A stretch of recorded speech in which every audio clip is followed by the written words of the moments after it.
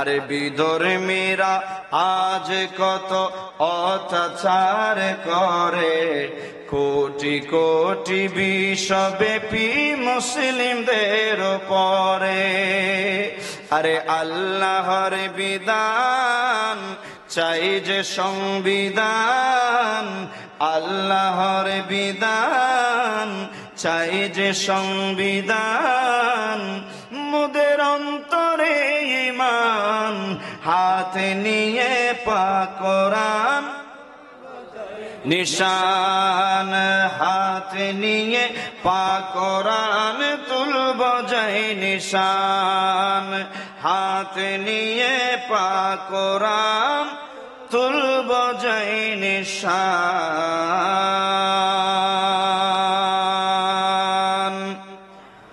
উপস্থিত অধ্যকার ঐতিহ্যবাহী চন্দনেশ থানাধীন ঐতিহ্যবাহী দক্ষিণ কাঞ্চননগর নগর পাড়ার ঐতিহ্যবাহী সংগঠন হিলফুল ফুজুল সুন্নিয়া সংগঠনের ব্যবস্থাপনায় বাইতুল মাল সুন্নিয়া ফাউন্ডেশনের সার্বিক সহযোগিতায় প্রতি বৎসরের নেই এবৎসর 17তম আজিমুশান নূরানি ইমানি রুহানি মাহফিলের সদরে মুকাররম, সবার শ্রদ্ধাভাজন সম্মানিত সভাপতি, মারকাজে শাহিদ আহলে সুন্নাত ওয়াল জামাত বাংলাদেশের সুযোগ্য সুদক্ষ সভাপতি, আপনাদের সকলের সুপরিচিত মুজাহিদ মিল্লাত মোহতারাম মোহাম্মদ গোলামুর রহমান নুরি সাহেব কেবলা, উপস্থিত আজকের মাহফিলের সম্মানিত মেহমান আলা, এদেশের লাখো কোটি সুন্নি জনতার প্রাণ স্পন্দন উরকিরচর মোহাম্মদিয়া গৌসিয়া সুন্নিয়া সিনিয়র মাদ্রাসার সুযোগ্য সুদক্ষ অধ্যক্ষ মহোদয় হযরতুল হাজ আল্লামা হাসান রেজা আল কাদরি মাদ্দাজিল্লাহুল আলী সাহেব কেবলা, এতক্ষণ যাবৎ আপনাদের সম্মুখে পবিত্র কোরআন ও সুন্নাহর আলোকে বিষয়ভিত্তিক আলোচনা পেশ করেছেন আমার অতীব অতীব মহাব্বতের ভাই, আপনাদের সকলের সুপরিচিত মোহতারাম মাওলানা মুফতি গোলাম রব্বানী কাসেমি সাহেব কেবলা। স্টেজে তশরিফ ফরমা আছেন মোহতারাম মাওলানা রুহুল আমিন নিজামী সাহেব কেবলা, মাওলানা মোহাম্মদ নাসিরউদ্দিন আল কাদরি সাহেব সহ স্টেজে তশরিফ ফরমা অসংখ্য উলামায়ে আহলে সুন্নাহ, সামি নিজাম পর্দার আড়ালে পর্দানশীন আবেদা সালেহা মসদরাত খাওয়াতিন মা ও বোনেরা, বিশেষ করে অত্র হিলফুল ফুজুল সুন্নিয়া সংগঠনের সর্বস্তরের সভাপতি থেকে শুরু করে সদস্য মণ্ডলী, এলাকার ব্যবসায়ী, শিক্ষক শিক্ষার্থী, শ্রমজীবী, আহলে সুন্নাত ওয়াল জামাত বাংলাদেশ, বাংলাদেশ ইসলামী ফ্রন্ট, যুব সেনা, ছাত্র সেনা, আমাদের প্রাণ প্রিয় সংগঠন গাউসিয়া কমিটি বাংলাদেশের আমার অতীব অতীব মহাব্বতের ভাইরা, রহমানি ওয়া রাহমাকুমুল্লাহু তাআলা, আসসালামু আলাইকুম ওয়া রাহমাতুল্লাহি ওয়া বারাকাতুহু। আলহামদুলিল্লাহ, মহান রব্বুল আলামিনের আলিশান দরবারে অফুরন্ত শুকর ও সুজুদ আদায় করছি যে রব্বুল আলামিন পবিত্র চাঁদ মোবারক রাতে আল্লাহর প্রিয় মাহবুব নবীর নূরানি মাহফিলে এসে বসে যোগদান করে কয়েকবার আল্লাহর জিকির, নবীজির দরুদে পাক, সাথে সাথে কোরআন সুন্নাহ ইজমা কিয়াস ভিত্তিক নূরানি আলোচনা শোনার এবং করার তৌফিক দান করেছেন। মহান রব্বুল ইজ্জতের দরবারে এজন্য একবার শুকর আদায় করি, জোরে বলুন আলহামদুলিল্লাহ। অগণিত বেহুদ বেশুমার সালামি পেশ করছি সর্বকালের সর্বশ্রেষ্ঠ মানবতার মুক্তির দূত সৈয়দুল মুরসালিন খাতামান নবীয়িন হুজুরে কায়নাত নবী মুহাম্মদুর রাসূলুল্লাহ সাল্লাল্লাহু তাআলা আলাইহি ওয়াসাল্লামের নূরানি পাক চরণ যুগলে শ্রদ্ধার সাথে স্মরণ করছি আদম আলাইহিস সালাম থেকে ঈসা রুহুল্লাহ পর্যন্ত তাম নবী এবং রসুলগণদেরকে উম্মাহাতুল মুমিনিন, আনসার রাসূলুল্লাহ, মুহাজির রাসূলুল্লাহ, শুহাদায়ে ফি সাবিলিল্লাহ আলাইহিমুর রিদওয়ান সহ যুগে যুগে কালে কালে যাদের অক্লান্ত পরিশ্রম, ত্যাগ ও কোরবানির বিনিময়ে দেশ থেকে দেশান্তরে, প্রান্ত হতে প্রান্তরে আজ আল্লাহর মনোনীত ধর্ম ইসলামের শাশ্বত বিধিবিধান আমাদের কাছ পর্যন্ত পৌঁছায় যারা দিয়েছেন, আল্লাহ পাক রব্বুল ইজ্জতের দরবারে ফরিয়াদ জানাই, আল্লাহ সমস্ত বুজুর্গ বান্দাদের উসিলায় আমাদের যত আত্মীয় স্বজন কবরস্থ হয়েছেন, অত্র এলাকার যত মুরব্বীরা, আবাল বৃদ্ধা বনিতা যারা কবরস্থ হয়েছেন, আল্লাহ যেন প্রত্যেকের কবরকে জান্নাতের টুকরা বানিয়ে দিক, জোর বলি আমিন। দেশ কিংবা প্রবাসে, কাছে কিংবা দূরে যারা যেখান থেকে দেখছেন, আমরা প্রত্যেকের শুকরিয়া আদায় করছি। বিশেষ করে যে সমস্ত মিডিয়ার ভাইয়েরা আজকের এই মাহফিলকে গোটা বিশ্বের মুমিন মুসলমানরা দেখার যারা সুযোগ করে দিয়েছেন, আল্লাহ পাক তাদের এই ত্যাগ এবং কোরবানিকে কবুল করুক, সবাই বলি আমিন। সেই সাথে যারা দেশ এবং বিদেশ থেকে টাকা পয়সা দিয়ে প্রতিটা বছর হাঁটি হাঁটি পা পা করে 17টি বছর যাবত যাদের অক্লান্ত পরিশ্রম, মেধা বুদ্ধি পরামর্শ, আর্থিক সহযোগিতার মাধ্যমে এই দিনই জলসা ধারাবাহিকতা বজায় রেখেছেন, আল্লাহ পাক প্রত্যেকের ব্যবসা, কর্মজীবীদের কর্মের মধ্যে, কৃষক ভাইদের কৃষি খামারে আল্লাহ ফুরন্ত বরকত নসিব করুক, জোর বলি আমিন। আগে আপনাদের আজম বাড়িতে মাহফিল এই হাদিসে পাক এবং এই ফতোয়ার কালাম আপনাদেরকে শুনিয়েছিলাম যে পৃথিবীর জমিনে 5টি জায়গা আছে, যেই জায়গার মধ্যে যদি কোনো একজন মানুষ ইচ্ছাকৃতভাবে একবার দুনিয়াবি কথা বলে, সাথে সাথে তার আমল নামা থেকে 40 বছরের নফল ইবাদত আপনি যা করেছেন ওই ইবাদত গুলো আল্লাহ নষ্ট করে দেবেন, জোর বলি নাউজুবিল্লাহ। তার মধ্য থেকে একটা জায়গা হলো যেখানে হক্কানি রব্বানি আলেম ওলামার মজলিস, যেখানে মানুষকে খুশি করার উদ্দেশ্যে নয়, একমাত্র লা মকানের খোদা যা নির্দেশ করেছেন, আল্লাহর মাহবুব নবীর নবুয়তি জবানে নিশ্চিত হাদিসে পাক যা নবীজি বর্ণনা করেছেন সেই মোতাবেক যারা আলোচনা করে, ওই ধরনের হক্কানি রব্বানি আলেম ওলামার মজলিসে বসে যদি কোনো একজন বান্দা একবার দুনিয়াবি কথা বলে, সাথে সাথে তার আমল নামা থেকে 40 বছরের নফল ইবাদত বরবাদ হয়ে যাবে। কথা বলেন ঠিক কিনা? তা আমরা কি ইবাদত করার জন্য এসেছি না ইবাদত নষ্ট করতে এসেছি?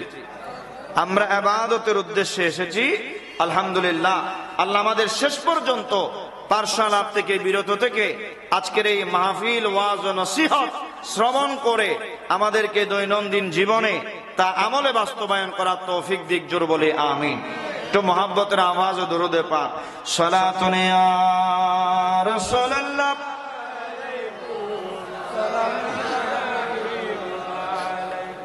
এইবার আসেন, আমি যে আয়াতে কারিমা তেলাওয়াত করলাম, এই আয়াতে রব্বুল আলামিন কুদরতি জবানে পাকে ঘোষণা করলেন, বিসমিল্লাহির রহমানির রহিম, ইন্নাস সালাতা, আল্লাহ বলছেন নিশ্চয়ই নিশ্চয়ই নামাজে তানহা বাঁচাবে আনিল ফাহশাই ওয়াল মুনকার। একজন নামাজি যখন আল্লাহর ওয়াস্তে নামাজি বনে যাবে, একজন আল্লাহওয়ালা যখন আল্লাহকে স্মরণ করে আল্লাহর নির্দেশকে পালনার্থে, মুয়াজ্জিন যখন মসজিদের মিনার থেকে আজানের ধ্বনি দিবে, হাইয়া আলাস সালাহ, এসো নামাজের দিকে, হাইয়া আলাল ফালাহ, এসো কল্যাণের দিকে। আমার আল্লাহ বলেন, যখন মুয়াজ্জিন আল্লাহর কাছে আল্লাহর তরফ থেকে আল্লাহর ঘরের দিকে মানুষকে আহ্বান করে, যাদের উপর আমি আল্লাহর দয়ার নজর হবে, আমার নবীর নূরানি নজর হবে, ওই বান্দাদের কলব আর দুনিয়ার কোন কাজের মধ্যে বলবে না। মুয়াজ্জিন যেই দিক থেকে আজানের ধ্বনি দিবে, ওই বান্দা সমস্ত কাজ বন্ধ করে সে আজান শোনার মাত্রই মসজিদের দিকে রওনা হয়ে যাবে। একটু জোরে বলি না সুবহানাল্লাহ।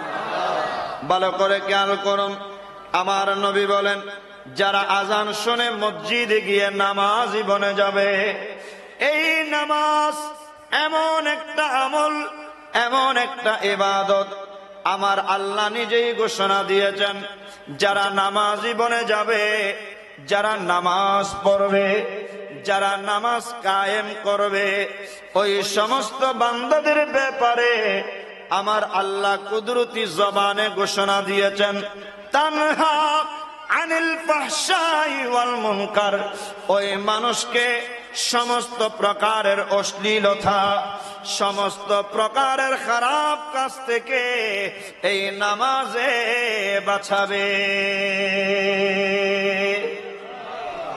কিসে বাঁচাবে? আরো জোরে বলেন না কিসে? ভালো করে খেয়াল করুন, এটা আমার কথা নয়, আল্লাহর কালাম।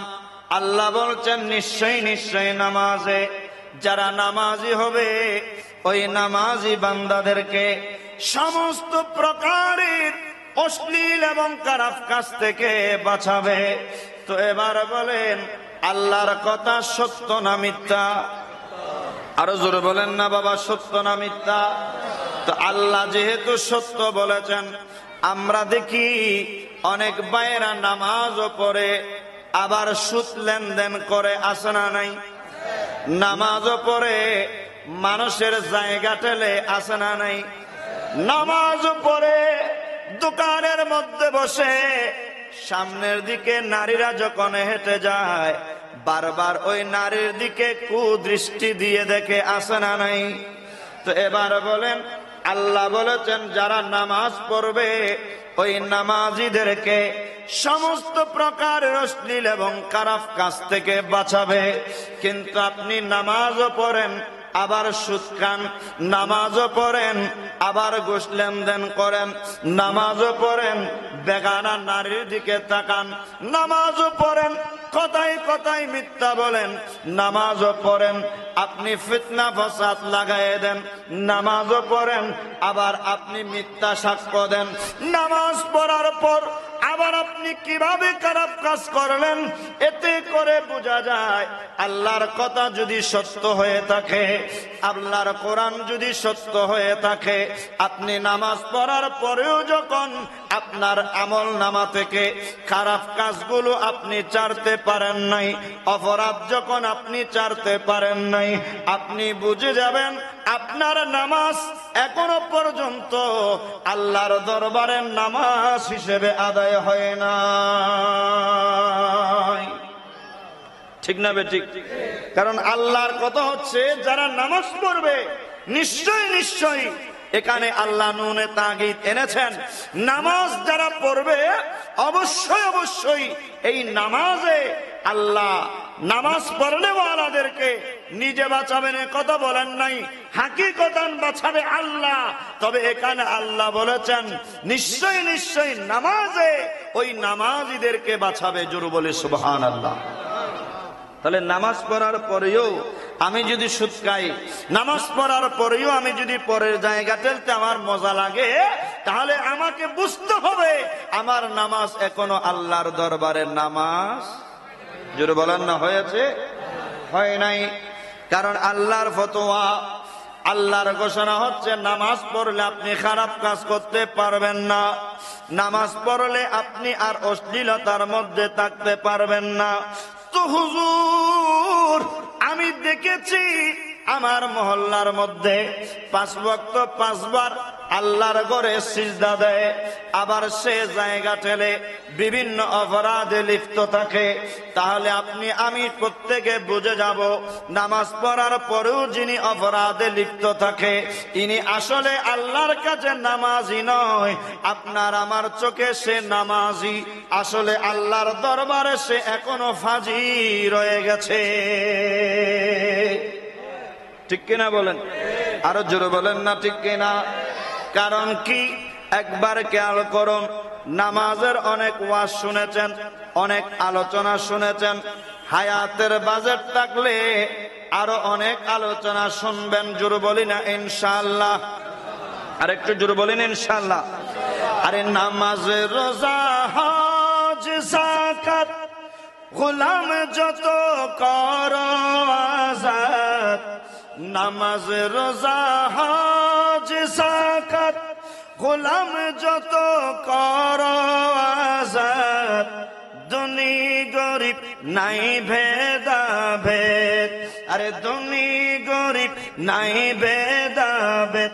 এই শরণ রাখি এখন মধুর বাণী নিয়ে এলো মরু পাখি। বিশ্বজাহান তারই রূপে মিলল আবার আখি। সালাতুনে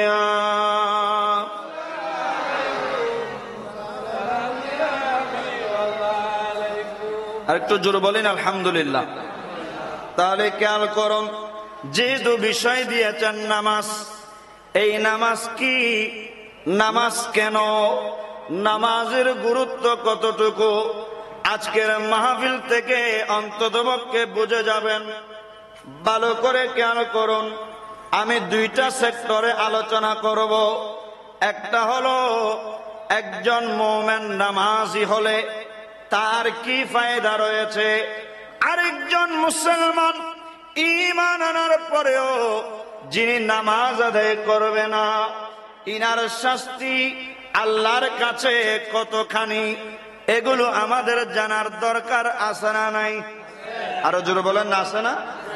ভালো করে খেয়াল করুন, হযরতে আনাস ইবনে মালিক রাদিয়াল্লাহু তাআলা আনহু ইনি বর্ণনা করতে লাগলেন, যখন কোন একজন মানুষ আল্লাহর ওয়াস্তে ইবাদত উদ্দেশ্যে যখন সেই মানুষটি নিজেকে পাক ও পবিত্র করার লক্ষ্যে ওযু করবে সুন্নত পদ্ধতিতে, নামাজ পড়ার জন্য, কোরআন তেলাওয়াতের জন্য, অথবা যে কোনো ইবাদতের জন্য নিজেকে ওযু করা অবস্থায় ইবাদতের জন্য প্রস্তুত করে নেবে, ওই বান্দার মর্যাদা আল্লাহর কাছে কতখানি।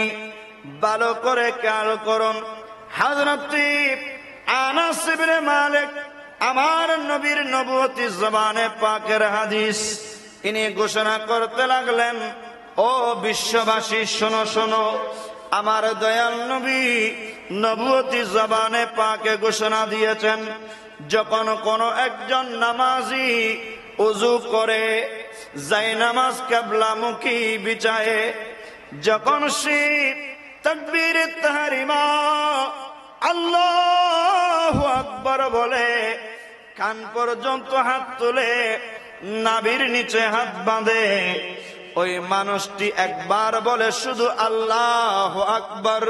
কয়বার বলে? আর জোরে বলেন না, কি বলি? আরো আওয়াজ বলেন, আরো আওয়াজ বলি। আল্লাহর আওয়াজ এতগুলো মানুষ যদি আমরা আওয়াজ করি তাহলে এই মানুষের আওয়াজে গোটা মহল্লা পর্যন্ত কাঁপতে শুরু করবে। কথা বলেন ঠিক কিনা? আরেকটা আওয়াজ বলি, আল্লাহু আকবার। আল্লাহর নাম নিলে গুনাহ না সওয়াব? জোরে বলেন না, গুনাহ না সওয়াব? কেমন সওয়াব খেয়াল করেন। আপনি আমি আল্লাহু আকবার বলতে শরীরে শক্তি প্রয়োগ করতে মন চায় না, অথচ আল্লাহ আপনাকে কি সাগর পরিমাণ, কি পাহাড় পরিমাণ নয়, গোটা খোদার খোদাই জগৎ রহমত আর রহমত, বরকত আর বরকত দিয়ে বড়াই দিচ্ছেন।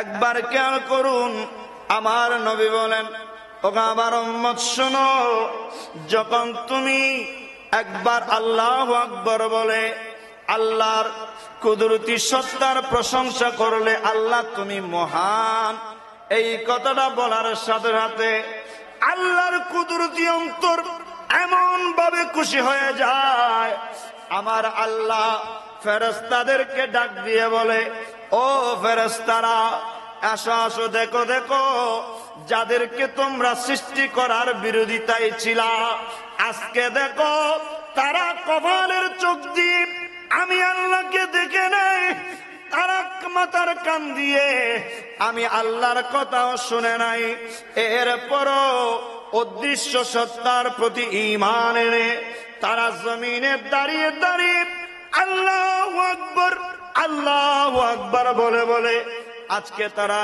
নামাজ করছে, তারা কিয়াম করছে, তারা রুকু করছে, তারা সিজদা মারতেছে। একবার তোমরা দেখো না, ওই সমস্ত বান্দারা আমি আল্লাহকে না দেখো, তারা আজকে আমার প্রেমে পাগল হয়ে গেছে। আরেকটু জোরে বলি না সুবহানাল্লাহ। আল্লাহ বলে এত খুশি হয়ে যায়, আমার নবীকে সুসংবাদ দিতে লাগলেন, আয় হাবিব, আপনি আপনার উম্মতদেরকে জানিয়ে দিন যে উম্মত জমিনে দাঁড়িয়ে কিবলামুখী হয়ে শুধু একবার আল্লাহু আকবার বলল, আল্লাহ তুমি মহান, কয়বার বলেছেন? আওয়াজ বলেন কয়বার? ভালো করে খেয়াল করুন, আপনি বলেছেন একবার, আর আমার আল্লাহ বলছে, আয় হাবিব, আপনি আপনার উম্মতকে সুসংবাদ দিয়ে দিন, তারা যখন আমাকে আল্লাহু আকবার বলে আমার মহানত্বের স্বীকার করে ফেলেছে, আপনি তাদেরকেও পুরস্কার ঘোষণা করে দেন। আমি আল্লাহর কাছ থেকে যেহেতু আমাকে মহান বলেছে, আমি ছোট্ট কোনো উপহার দিলে হবে না, আমি আল্লাহ যেভাবে মহান, আমি তাদেরকে একটা অসীম উপহার প্রেরণ করছি। সে উপহার কি জানেন? আমার নবী বলেন, আল্লাহ বলছেন, যেই বান্দা যায় নামাজে দাঁড়িয়ে একবার আল্লাহু আকবার বলেছে, আমার নবী বলছেন আল্লাহ খুশি হয়ে ওই বান্দার জীবনে যত সগীরা গুনাহ করেছে, সমস্ত সগীরা গুনাহ আল্লাহ মুহূর্তে তার সমস্ত গুনাহকে মাফ করে দিয়েছে। আপনার জীবনে যত সগীরা গুনাহ হয়েছে, একবার আল্লাহু আকবার বলার সাথে সাথে আল্লাহ পাক সুবহানাহু ওয়া তাআলা আপনার জীবনের সমস্ত সগীরা গুনাহগুলো মাফ করে দিয়েছেন। নামাজ কি শেষ হয়েছে? জোরে বলেন না, নামাজ কি শেষ? নয় নয়, মাত্র নামাজ আপনি আরম্ভ করতে লাগলেন, জীবনের সমস্ত সগীরা গুনাহ মাফ হয়ে গেল। এরপরে আপনি যখন তাকবীরে তাহরিমা বাঁধলেন, তারপর আমরা কি পড়ি? দোয়ায়ে সানা বলেন না, আমরা কি পড়ি নামাজে? তাকবীরে তাহরিমা আল্লাহু আকবার বলেছি, সাথে সাথে আমরা দোয়ায়ে সানা পড়ি, সুবহানাকাল্লাহুম্মা ওয়া বিহামদিকা ওয়া তাবারাকা ইসমুকা ওয়া তাআলা জাদ্দুকা।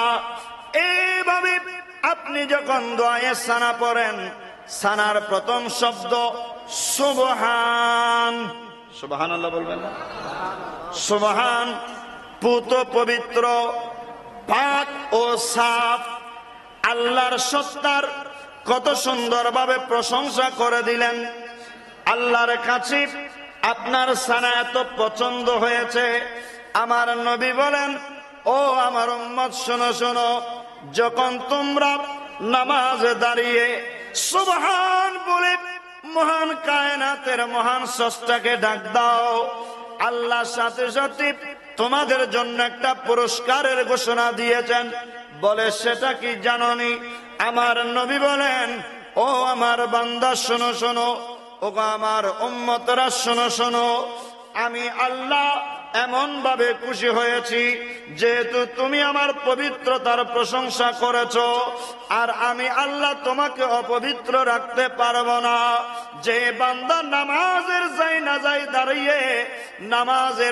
নামাজে দাঁড়িয়ে যিনি সুবহান বলে ডাক দিবে, আমি ওই বান্দাকে একজন মায়ের গর্ভ থেকে দুগ্ধ বাচ্চা সন্তান মাসুম বাচ্চা জন্ম নেওয়ার পর যেভাবে মাসুম থাকে, পাক এবং সাফ থাকে, তার শরীরে কোনো গুনাহ থাকে না। গুনাহ থাকে? জোরে বলেন না, কোনো গুনাহ থাকে? 10 মাস 10 দিন আপনার মা আপনাকে, আমার মা আমাকে, এভাবে পৃথিবীর প্রত্যেকটা মা আপন আপন সন্তানকে গর্ভে রাখার পর যেদিন আপনি ভূমিষ্ঠ হয়েছেন, আমি যেদিন ভূমিষ্ঠ হয়েছি, আমাদের শরীরে কোনো গুনাহ ছিল? জোরে বলেন না, কোনো গুনাহ আছে? কোনো গুনাহ নাই। একজন দুধের বাচ্চা যেভাবে নিষ্পাপ থাকে, আমার নবী বলেন, যখন তুমি নামাজ একবার সুবহান বলে আল্লাহকে পবিত্রতার ঘোষণা দিয়ে দিয়েছ, আমার আল্লাহ তোমার জন্য কি বিশাল নিয়ামত দিয়েছে শোনো। আমার আল্লাহ বলেন, আমি ওই বান্দাকে একটা দুধের বাচ্চার মতো পুত পবিত্র বানিয়ে দিয়েছি। বলে কিভাবে? বলে ওই একজন সন্তান মায়ের গর্ভ থেকে জন্ম নেওয়ার পর যেভাবে নিষ্পাপ থাকে, যেভাবে মাসুম থাকে, আমি আল্লাহ ওই বান্দা যদিও 30 বছর গুনাহ করেছে, 40 বছর গুনাহ করেছে, 60-70 বছর গুনাহ করে ফেলেছে, এরপরে আমি আল্লাহর বাণী শুনে তার তাওহীদ রিসালাতের উপর বিশ্বাস মজবুত হয়ে গেল। আমার হেদায়েতের নূর তার দিকে প্রত্যাবর্তন করলো। সে যখন দেখেছে লা তাকনাতু মির রাহমাতিল্লাহ, আল্লাহর রহমত থেকে নৈরাশ হয়ো না, এই কথা শুনে যখন বান্দাটি তওবা করে, 40-50 বছর পরে হলো, যখন সে আমার বাইতুল্লাহ উপস্থিত হয়ে যাবে, আমার আল্লাহর কুদরতি কদমে সিজদা মারার জন্য নিজেকে প্রস্তুত করে নেবে, আমি আল্লাহ ওই বান্দার জন্য ঘোষণা দিয়ে দিলাম, সে নামাজ একবার সুবহান শব্দ বলার সাথে সাথে আমি তাকে দুধের বাচ্চার মতো পবিত্র বানিয়ে দিলাম। আল্লাহু আকবার। ইয়া রাসূলুল্লাহ সাল্লাল্লাহু আলাইহি ওয়াসাল্লাম, ইয়া গাউসুল আলম দস্তগীর জিন্দাবাদ, জিন্দাবাদ। সালাতুন ইয়া রাসূলুল্লাহ, হাসবি রাব্বি জাল্লাল্লাহ, নূর মুহাম্মদ, লা ইলাহা ইল্লাল্লাহ, হাসবি রাব্বি জাল্লাল্লাহ, নূর মুহাম্মদ সাল্লাল্লাহ, লা ইলাহা ইল্লাল্লাহ। সালাতুন ইয়া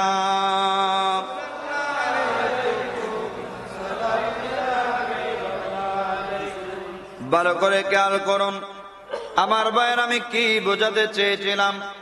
আপনি প্রথমে তাকবীর তাহরিমা বাঁধলেন, আপনার জীবনের সমস্ত সগীরা গুনাহ মাফ হয়ে গেল। আপনি যখন নিয়ত করার পর সুবহানাকাল্লাহুম্মা ওয়া বিহামদিক বলে আল্লাহর যখন পবিত্রতার ঘোষণা দিয়ে দিলেন, সাথে সাথে আল্লাহ আপনাকে দুধের বাচ্চার মতো পবিত্র বানিয়ে দিলেন। কি মানে? আপনার শরীরে আপনার আর কোনো গুনাহ অবশিষ্ট আল্লাহ রাখেন নাই। আপনাকে একজন মায়ের গর্ভ থেকে সদ্য জন্মা একজন দুধের বাচ্চা যেভাবে পুত পবিত্র থাকে, নামাজের ভিতর সানা পাঠ করার সাথে সাথে আপনাকে দুধের বাচ্চার মতো পবিত্র বানিয়ে দিয়েছে। এরপরে কি করবেন? নিয়ত করেছেন, সানাও পড়ে ফেলেছেন, এখন আমরা নামাজে কি পড়ব? একটু জোরে বলেন না, নামাজে কি পড়ব? না না না, সূরা ফাতিহার আগে তাওস এবং তাসনিয়া আছে না নাই? আমরা আউযু বিল্লাহি মিনাশ শাইতানির রাজিম, বিসমিল্লাহির রহমানির রহিম পড়তে হয় কি হয় না? ভালো করে খেয়াল করুন। এই আউযু বিসমিল্লাহ বিসমিল্লাহর ফাজাইল মর্তবা কত জানেননি? আমার নবী নবুয়তি জবানে পাকে ঘোষণা দিয়ে দিলেন, আয় আমার উম্মত শোনো, যখন কোন একজন উম্মত নামাজের মধ্যে দাঁড়িয়ে সূরা ফাতিহা উম্মুল কোরআন তেলাওয়াতের আগে যিনি আউযু বিল্লাহ বিসমিল্লাহ শরীফ পাঠ করবে, আমার নবী বলেন ওই বান্দার শরীরের মধ্যে যতগুলো লোম আছে, গায়ের মধ্যে লোম আছে না নাই? আর গাইয়া ভাষা খেস হইরি, গাইয়া ভাষা কি হই? ভালো করে খেয়াল করুন, আমার নবী বলছেন আপনি যখন আউযু বিল্লাহ বিসমিল্লাহ শরীফ পাঠ করেছেন, আউযু বিল্লাহ বিসমিল্লাহ শরীফের বদলা আল্লাহ আপনাকে কি নিয়ামতের শুকরিয়া আদায় করবেন দেখেন। আমার নবী কতই না সুন্দর ভাষায় জানিয়ে দিলেন, আয় আমার উম্মত শোনো, যখন তুমি আউযু বিল্লাহ বিসমিল্লাহ শরীফ পাঠ করে ফেলেছ, তোমার শরীরের মধ্যে যতগুলো লোম আছে, মাথার চুল থেকে পায়ের নখের আগা পর্যন্ত ইন্টিয়ার বডির মধ্যে যতগুলো লোম আছে, আল্লাহ ওই লোম পরিমাণ সওয়াব একদিন না দুই দিন না, আপনি আউযু বিল্লাহ বিসমিল্লাহ নামাজে পড়বেন একবার, আল্লাহ আপনার আমল নামার মধ্যে সওয়াব লিখবেন গোটা 1 বছর। আর একটু জোরে বলি না সুবহানাল্লাহ। কেমন সওয়াব? শরীরের মধ্যে যতগুলো লোম আছে ওই লোম পরিমাণ সওয়াব গোটা 1 বছর পর্যন্ত আপনার আমল নামার মধ্যে লিখতে থাকবে, লিখতে থাকবে, লিখতে থাকবে। 1 বছর পর্যন্ত আপনার শরীরে যতগুলো লোম আছে ওই লোম পরিমাণ সওয়াব শুধু লিখতে থাকবে। তাহলে খেয়াল করুন, একবার নামাজে দাঁড়িয়ে যদি বিসমিল্লাহ শরীফ পাঠ করলে আপনার শরীরের লোম পরিমাণ সওয়াব গোটা 1 বছর পর্যন্ত আপনার আমল নামার মধ্যে লিখতে থাকে, তাহলে আপনার সওয়াবের পাহাড় কত হাজার হয়ে যাবে, আপনি আমি কেউ কল্পনাও করতে পারবো না। ঠিক কিনা? আরো জোরে বলেন না ঠিক কিনা? আফসোসের বিষয় হলো আমরা এই মূল্যবান নামাজ অনেকে ছেড়ে দিয়েছি। কথা বলেন ঠিক কিনা? কেন ছেড়ে দিয়েছি? এই নামাজের বরকত, এক একটা রুকন, এক একটা আহকাম শরীয়তের মধ্যে যা দিয়েছেন, নামাজের ভিতরে এবং বাহিরে 13টি ফরজ আছে না নাই? জোরে বলেন না আছে না নাই? প্রত্যেকটা ফরজের বদলা কি কি নিয়ামত আল্লাহ রেখেছেন জানেননি? আল্লাহ যদি দয়া করেন ইনশাআল্লাহ ধারাবাহিক আলোচনার মধ্যে সবকিছু শুনতে পারবেন। শুধু কানটা লাগাই দিবেন মাইকের দিকে, চেহারাটা থাকবে আমার দিকে, পার্শ্বালাপ করবেন না, মোবাইলটা একটু বন্ধ রাখেন। আজকে রাতের আলোচনা আল্লাহ যদি দয়া করে আপনার জীবন পরিবর্তন হতে বাধ্য। কথা বলেন ঠিক কিনা? আরো জোরে বলেন না ঠিক কিনা? না হুজুর কেন? ভালো করে খেয়াল করুন, নামাজের প্রত্যেকটা তাদিলে আর কানের মধ্যে এক একটা আর কানে এক একটা আমলে এক একটা পায়ে পায়ে পায়ে পায়ে পায়ে হিসাব করে আল্লাহ কতগুলো নিয়ামত দিচ্ছে। এগুলো যদি আমরা জানি, আপনাকে মসজিদ থেকে ঘাড় ধাক্কা দিয়ে বের করে দিল, আপনি আল্লাহর ঘর কোনোদিন ছেড়ে যাবেন না। ঠিক কিনা বলেন? ঠিক না বে ঠিক? আজকে না জানার কারণে নামাজের দিকে আমাদেরকে লাঠি দিয়ে দৌড়ালো, যাচ্ছি না মসজিদের আশেপাশে। কথা বলেন ঠিক না বে ঠিক? ভালো করে খেয়াল করুন, কি নিয়ামত আমরা প্রতিনিয়ত 5 দিন 5 বার হারিয়ে ফেলছি। খেয়াল করুন, শুধু 1 রাকাত নামাজের ভিতর আল্লাহ কত নিয়ামত দিয়েছেন, অবাক হয়ে যাবেন, হয়রান হয়ে যাবেন। কেন নামাজ পড়ি নাই? কেন নামাজ পড়ি নাই? এই নামাজের জন্য আল্লাহর কাছে কি জবাব দেবেন?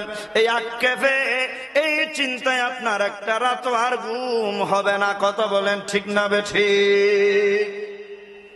আসুন একটু সামনের দিকে যাই, আরো খোলাসা হয়ে যাবে। আমার ভাইয়েরা খেয়াল করুন, আপনি নিয়ত করেছেন, সানা পাঠ করেছেন, তাউস এবং তাসনিয়া পড়েছেন, ঠিক কিনা? আমি পর্যন্ত গিয়েছিলাম। এরপরে আমরা নামাজের মধ্যে সর্বপ্রথম কোন সূরা পড়ব? সূরাতুল ফাতিহা। কত নিয়ামত জানেননি? আমার নবী বলেন, গোটা কোরআনুল কারীমের মধ্যে আল্লাহ যত নিয়ামত দিয়েছেন, সমস্ত নিয়ামত এই সূরা ফাতিহা ভিতর আছে। সুবহানাল্লাহ বলবেন না? গোটা কোরআনে আল্লাহ যত বরকত, যত নিয়ামত দিয়েছে, সমস্ত নিয়ামত এই উম্মুল কোরআন, কোরআনের মগজ, কোরআনের মূলের ভিতর আছে না নাই? এত নিয়ামত, কেমন নিয়ামত জানেননি? আজকে আমাদের দেশ থেকে মক্কাতুল মুকাররমা, মদিনাতুল মুনাওয়ারায় গিয়ে হজ্জে বাইতুল্লাহ করতে 6 থেকে 7 লক্ষ টাকা পর্যন্ত খরচ করা লাগেছিল। কত বলেন ঠিক কিনা? অথচ 7 লক্ষ টাকা খরচ করে একবার না, দুইবার না, 1000 বার যদি আপনি হজ করেন, আপনার একটা হজ কবুল হয়েছে তার কোনো সিউরিটি আসেনি? যেটা বলেন না আছে? কেউ কি বলতে পারবে আমার হজ কবুল হয়ে গেছে? কেউ পারবে? আমার ভাইরা খেয়াল করেন, অথচ আমার দয়াল নবী কত সুন্দর ভাবে জানিয়ে দিয়েছেন, আপনাকে মক্কা যাওয়া লাগছে না, মদিনাতুত তৈবা যাওয়া লাগছে না। আপনার যদি ঈমান মজবুত থাকে, আমার নবীর ইশক মুহাব্বত যদি আপনার কলবের ভিতরে থাকে, আপনি যদি নিজেকে আল্লাহ যেভাবে বলেছেন, আমার নবী যেই ফর্মুলা দিয়েছেন, ওইভাবে যদি নিজেকে প্রস্তুত করতে পারেন, আল্লাহর ঘরে গিয়ে হজ করার মতো বরকত, নবীর ঘরে গিয়ে জিয়ারত করার মতো বরকত আপনার ঘরের মধ্যে আল্লাহ আপনাকে দান করে দিয়েছে। না হুজুর কিভাবে দিয়েছে? ভালো করে খেয়াল করুন। আমার পাশে আমার মহতরাম হুজুর আছেন, আমার ভাইয়েরা, আমার নবী হাদিসে পাকে ঘোষণা দিয়েছেন, আমার উম্মত শোনো, যখন কোন একজন মুমিন মুসলমান নামাজের ভিতর শুধু একবার সূরাতুল ফাতিহা শরীফ তেলাওয়াত করে, সুবহানাল্লাহ বলেন। কোন সূরা? সূরাতুল ফাতিহা। আপনি যখন সূরা ফাতিহা শরীফ তেলাওয়াত করবেন, আজকে আমরা না জানার কারণে আমরা মিসগাইড হয়ে যাচ্ছি, ইবাদত থেকে মাহরুম হয়ে যাচ্ছি, দোয়া থেকে খারিজ হয়ে যাচ্ছি। ভালো করে খেয়াল করুন, আমার নবী বলে, ও আমার উম্মত শোনো, যখন কোন একজন নামাজি নামাজের ভিতর একবার সূরাতুল ফাতিহা শরীফ তেলাওয়াত করবে, একবার সূরা ফাতিহা তেলাওয়াত করা মানে আল্লাহ ওই নামাজি বান্দাকে একটা কবুল হজ এবং একটা উমরার সওয়াব দান করে দিবে। এগুলো কেমন হজ জানেননি? মকবুল হজ। যে হজ আল্লাহর দরবারে কবুল হয়েছে, এই ধরনের মকবুল হজ এবং উমরা সওয়াবগুলো আল্লাহ আপনার আমলনামায় দান করবেন শুধুমাত্র একবার সূরা ফাতিহা তেলাওয়াত করলে। আর একটু জোরে বলেন আলহামদুলিল্লাহ। এর চাইতে বড় নিয়ামত আমাদের জন্য আর কিছু হতে পারে? আর জোরে বলেন না আর কিছু হতে পারে? ভালো করে খেয়াল করুন, এখনো নামাজ কি শেষ হয়ে গেছে? জোরে বলেন নামাজ শেষ? এখনো এক রাকাতও শেষ করতে পারেন নাই, মাত্র নামাজের চাবিটা স্টার্ট করেছেন। সূরাতুল ফাতিহা তেলাওয়াত করে আরেকটি সূরা কেরাত পরে আপনি যখন রুকুতে যাবেন, আমরা কোথায় যাই? রুকুতে যাবেন, আল্লাহু আকবার বলে আপনি লাজুক শরীরকে কষ্ট করে একটু বাঁকা করবেন। কি করি আমরা? দণ্ডায়মান থেকে একটু আল্লাহর দিকে একটু ঝুঁকে পড়ি, হানে কাবার দিকে ঝুঁকে যায়। আপনার নজর তখন 2 পায়ের মাঝখানে। কত বলেন ঠিক কিনা? আপনি যখন আল্লাহু আকবার বলে আপনার লাজুক শরীর একটু করে কষ্ট করে যখন বাঁকা করেছেন, সামনের দিকে ঝুঁকায়েছেন, আপনার কোমরে ব্যথা, ব্যথার কথা স্মরণ করেন নাই, আপনি স্মরণ করেছেন আল্লাহর। কথা বলেন কার? আরো জোরে বলেন না কার? এসো না আল্লাহর নামে গান গাই, এসো না মন প্রাণ জোড়াই, আল্লাহু আকবার বলো, আল্লাহু আকবার, আল্লাহু আকবার বলো, আল্লাহু আকবার। এসো না আল্লাহর নামে গান গাই, এসো না মন প্রাণ জোড়াই, আল্লাহু আকবার বলো, আল্লাহু আকবার।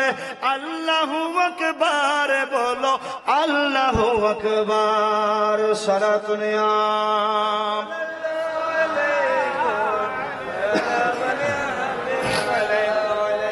আপনাদের কি কষ্ট হচ্ছে?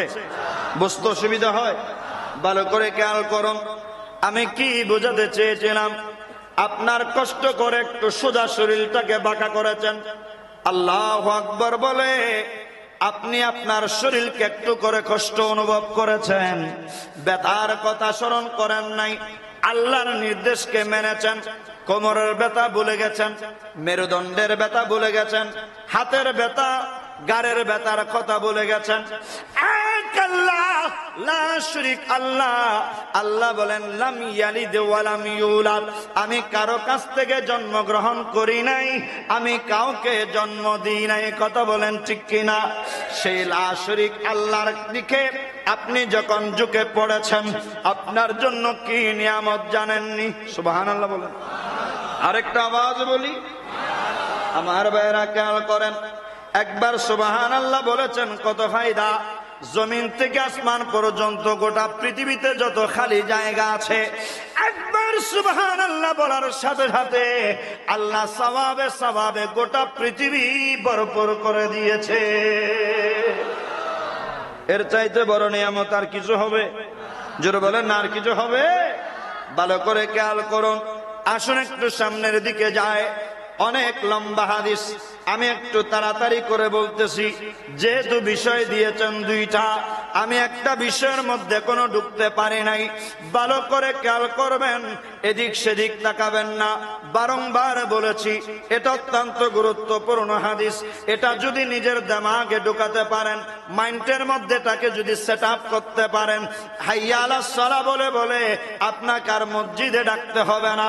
কখন ওয়াক্ত হবে, কখন ওয়াক্ত হবে, কখন ওয়াক্ত হবে, আপনার কলব সব সময় চটপট চটপট করবে। কখন আসর পড়েছেন, মাগরিব পড়বেন, মাগরিব পড়ার পর আপনার অন্তর চটপট চটপট করবে, কখন আমি এশারের নামাজ আদায় করব। ঠিক না বেঠিক? ভালো করে খেয়াল করুন না। হুজুর এত নিয়ামত আল্লাহ দিয়েছেন, কি কি নিয়ামত রেখেছেন একটু বলেন না। আসুন আমরা একটু সামনের দিকে যাই। আপনি যখন রুকুকে দিয়েছেন, এই রুকুর বদলা, এই রুকুর মর্তবা, এই রুকুর ফাজাইল আল্লাহ কত রেখেছেন জানেননি? আমরা তো না জানার কারণে রুকুর মধ্যে গেলে কে যেন আমাদেরকে কান ধরে টেনে তুলে ফেলেছে, যাওয়ার সাথে সাথে উঠে যায়। ইমাম উঠার আগে অনেক মুসল্লিও উঠে যায়, আসে না নাই? জোরে বলেন না, আছে? এদের নামাজ কি হয়েছে? জোরে বলেন না, হয়েছে? আপনি প্রথমে বলেছেন ইক্তেদাইতু বিহাদাল ইমাম, আবার ইমাম ওঠার আগে আপনি যদি উঠে যান, ইমাম যাওয়ার আগে যদি আপনি চলে যান, তাহলে আর ইমাম আসেনি? জোরে বলেন না, ইমাম আছে? যার ইমাম নাই তার নামাজ আসেনি? জোরে বলেন না, আছে? ভালো করে খেয়াল করবেন। এজন্য 5G গতিতে নামাজ পড়বেন না, একটু ধ্যানালক টাইপের নামাজই হওয়ার চেষ্টা করুন। বেশি ডিজেলাইটিস হতে গেলে আমরা বারে বারে হুজুর কাচ্ছি, অ্যাক্সিডেন্টের পর অ্যাক্সিডেন্ট হচ্ছে। কথা বলেন ঠিক কিনা? ভালো করে খেয়াল করুন, আপনি যখন রুকুতে গেছেন, এই রুকুর মর্তবা আমার নবী বলছেন, একজন রুকুকারীকে এক বাটকারার মধ্যে দিবা, আরেক বাটকারার মধ্যে স্বর্ণ দিতে থাকবা।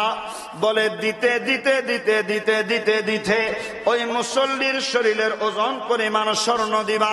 যখন তোমরা দেখতেছো ওই দুটা পাল্লা কাটায় কাটায় পরিপূর্ণ হয়ে গেছে, বলে এবার আল্লাহু আকবার বলে মুসল্লিকে নামাও, আর ওই ওজন পরিমাণ স্বর্ণগুলো একত্রে আল্লাহর রাস্তায় গরিব মিসকিন কাঙ্গালদেরকে দান করে দিলে যত সওয়াব, একবার রুকু করলে ওই মুসল্লিকে তার শরীরের ওজন পরিমাণ স্বর্ণ আল্লাহর রাস্তায় দান করলে যত সওয়াব পেত, একবার রুকু করার কারণে আল্লাহ তাকে তার ওজন পরিমাণ স্বর্ণ আল্লাহর রাস্তায় দান করে দেওয়ার মতো সওয়াব পেয়ে গেছে।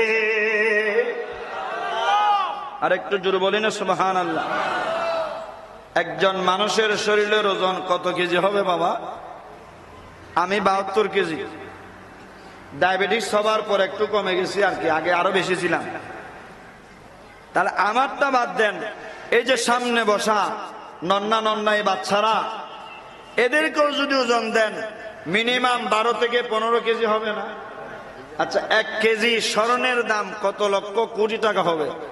আমাদের কোনো ধারণার মধ্যে আছে? তাহলে খেয়াল করেন, আপনার জীবনে আপনি মনে করতেছেন আপনি বড় ধনী, আপনি কোটিপতি, শিল্পপতি, আপনি বড় দানবীর। হাদিসে পাকে আছে আপনার চাইতে এমন এমন দানবীর হাসরের ময়দান আপনি দেখবেন, আপনার গোটা সম্পদ সবকিছু এক জায়গায় করার পরেও ইনার সওয়াবের পাহাড়ের ধারে কাছে আপনি যেতে পারবেন না। আর একটু জোরে বলি না সুবহানাল্লাহ। এই ধরনের কিছু গরিব দানি মানুষ থাকবে যাদের ইবাদতের পাহাড় দেখে অনেক বড় বড় ধনীরা পর্যন্ত আফসোস করবে, আক্ষেপে তার আত্মহারা হয়ে যাবে। আর একটু জোরে বলি না সুবহানাল্লাহ। না হুজুর কেন? ভালো করে খেয়াল করুন, আপনার শরীরের ওজন পরিমাণ স্বর্ণ আল্লাহর রাস্তায় দান করলে যত সওয়াব, একজন রুকুকারীকে একটা রুকু করার সমান সওয়াব আপনাকে দান করে দিয়েছেন। তাহলে খেয়াল করুন, একবার রুকু করা মানে আপনার শরীরের ওজন পরিমাণ স্বর্ণ আল্লাহর রাস্তায় দান করে দেওয়া। 2 বার রুকু করেছেন, নিজের শরীরের ওজন পরিমাণ স্বর্ণ আল্লাহর রাস্তায় দান করে দিয়েছেন। এইভাবে আপনি যতবার রুকু করবেন, প্রত্যেকটা রুকুর বদলা একবার নিজের শরীরের ওজন পরিমাণ স্বর্ণ আল্লাহর রাস্তায় দান করলে যত সওয়াব হতো, ওই সম পরিমাণ সওয়াব আল্লাহ আপনার আমল নামার মধ্যে লিখে দিবে। আমাদের দ্বারা 1 ভরি স্বর্ণ, এমন এমন মানুষ আমরা মাহফিলে আছি, 1 ভরি স্বর্ণ আল্লাহ রাস্তায় সদকা করার তৌফিক আমাদের নাই, ঠিক কি না? জোরে বলেন না, ঠিক কি না? কিন্তু আপনি মনে করতেছেন আপনি দান করতেছেন না, সদকা করতেছেন না। না না, আমার নবী বলছেন আপনি একবার রুকু করছেন মানে আপনার শরীরের ওজন পরিমাণ স্বর্ণ, যতবার রুকু করছেন ততবার আপনি আপনার শরীরের ওজন পরিমাণ স্বর্ণগুলো আল্লাহর রাস্তায় আপনি দান করতেছেন। এর চাইতে বড় নিয়ামত আর কিছু হতে পারে? আর জোরে বলেন না, আর কিছু হতে পারে? আমার ভাইয়ের আসুন একটু সামনের দিকে যায়। রুকু করেছেন, এরপর আপনি তাহমিদ বলে যখন দাঁড়াবেন, সামি আল্লাহু লিমান হামিদা, রব্বানা লাকাল হামদ, আল্লাহর শুকরিয়া আদায় করেছেন। কায়নাতের মহান স্রষ্টার শুকরদানি যখন করেছেন, আল্লাহর শুকরিয়া আদায় করেছেন, তখন আপনার দিকে আল্লাহ বেহেশতের দারওয়ান হযরতের আমার একজন বান্দা, যিনি আমাকে কোনোদিন দেখে নাই, আমার কথা ডাইরেক্টলি কোনোদিন শুনে নাই, এরপরও আমি আল্লাহকে ভালোবেসে আল্লাহু আকবার বলে বলে আমার কুদরতি কদমে সিজদা দিচ্ছে, আল্লাহু আকবার বলে বলে আমি আল্লাহকে স্মরণ করছে।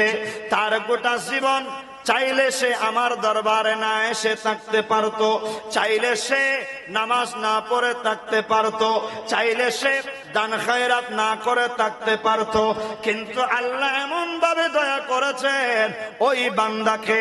আল্লাহ বলছেন, ও আমার বান্দা শোনো শোনো, তুমি যখন তাহমিদ বলে দাঁড়িয়েছো, তোমার জন্য আল্লাহর পক্ষ থেকে নূরানি কুদরতি জবানের ঘোষণা হয়ে গেল। ও দারওয়ান রিদওয়ান, তুমি একটু জমিনের দিকে তাকাও। যেই বান্দা আজকে আমি আল্লাহকে না দেখে আমার প্রেমে নামাজ পড়তেছে, এই বান্দার চেহারা তুমি চিনে রাখো। হাসরের ময়দানে আমার বান্দা যখন উদ্দিন হবে, এই বান্দাকে চোখের পলকে সে যখন পুলসিরাত পার হয়ে যাবে, তাকে তুমি একখানা জান্নাতের এখতিয়ার দিয়ে দিবা। যেই জান্নাত তার বেশি ভালো লাগে, যেই জান্নাত তার পছন্দ হয়, ওই বান্দা যেন সেই জান্নাতের মধ্যে প্রবেশ করতে পারে। আর একটু জোরে বলি না সুবহানাল্লাহ। কি মানি? যারা নামাজি, একদিক দিয়ে এই নামাজি চোখের পলকে পুলসিরাত পার হবে, আর অপর দিক দিয়ে আমার আল্লাহ ওই নামাজের জন্য হাসরের ময়দানে বেলা হিসাবে আল্লাহ জান্নাতের গ্যারান্টি দিয়ে দিয়েছেন। আর একটু জোরে বলি না সুবহানাল্লাহ। শুধু তা না, ভালো করে খেয়াল করুন, এরপরে আপনি যখন নামাজের মধ্যে সামি আল্লাহু লিমান হামিদা বলে দাঁড়িয়েছেন, আমরা যখন দাঁড়ানোর পর আবার কোথায় যাব? সিজদায়। বলেন না, কোথায় যাব? আমরা যখন সিজদায় যাব, এই সিজদার গুরুত্ব আল্লাহর কাছে কত বেশি জানেননি? আমার নবী বলেন, আমার উম্মতের মধ্যে যারা একবার আমি আল্লাহর কুদরতি সত্তার কসম করে বলছি, যেই সমস্ত উম্মতেরা আল্লাহর কদমে একবার সিজদা দিবে, ওই বান্দাকে আল্লাহ এত বেশি ভালোবাসবে, বলে একজন গোলাম, একজন দাসকে আজাদ করে দিলে যতখানি সওয়াব পেত, আমি আল্লাহর কদমে একবার সিজদা দেওয়ার কারণে একটা গোলাম আজাদের সওয়াব পেয়ে যাবে।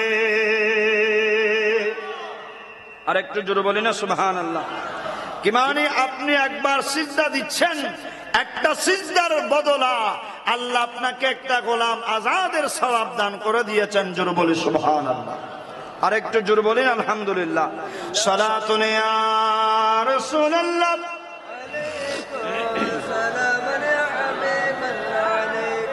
নূরে মুহাম্মদ সাল্লাল্লাহু, তুমি বাদশার বাদশাহ কামলি ওয়ালা, নূরে মুহাম্মদ তুমি বাদশার বাদশাহ কামলি ওয়ালা। সালাতুন ইয়া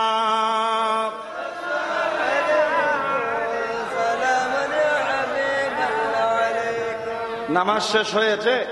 জোরে বলেন না শেষ? না না, আপনি যখন সিজদায় গেলেন, একটা সিজদা দেওয়ার বদলা একটা গোলাম আজাদের সওয়াব পেয়েছেন। আমার নবী বলেন, যখন কোন একজন নামাজি একটা সিজদা দিয়ে আরেকটা সিজদায় যাওয়ার আগে আল্লাহু আকবার বলে যখন সোজা হয়ে বসবে, আমার নবী বলেন, ওই উম্মত যদি তসবিহ পরিমাণ সময় আল্লাহর প্রেমে ইন্তজার করে, কি মানে নামাজের মধ্যে তাড়াহুড়া না করে, নামাজের ভিতর যদি সবর করে এই বান্দা যদি নামাজ আদায় করে, আমি ওই বান্দার জন্য আল্লাহর পক্ষ থেকে খুশখবর দিচ্ছি, শোনো শোনো। বলে যারা দুই সিজদার মাঝখানে একটু সবর করে, তসবিহ পরিমাণ সময় ইন্তজার করে, আরেকটা সিজদায় যাওয়ার আগে সবরের পরিচয় দেবে, ওই বান্দার জন্য আল্লাহ ঘোষণা দিয়েছেন 1000 আলেম। 1000 জোরে বলেন না, 1000 আর 1000 শহীদ।